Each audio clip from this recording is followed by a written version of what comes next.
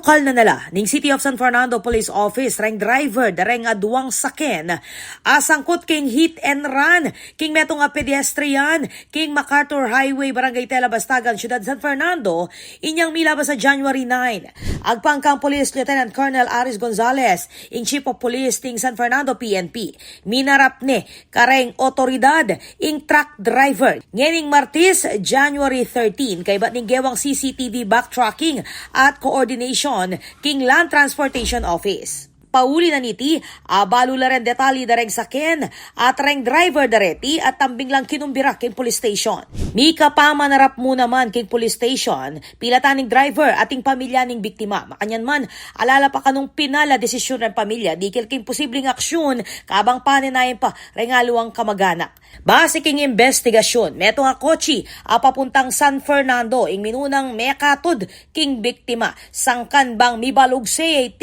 at Paris naman, ding meto nga truck papuntang Angeles City. Kinilala yung biktima bilang Emma Balat, meto nga senior citizen, edad 60 anyos, ama katuknang king Barangay Lara. Milyaring insidente, inyang 5:45 ning abak ning January 9, king mismong pedestrian lane.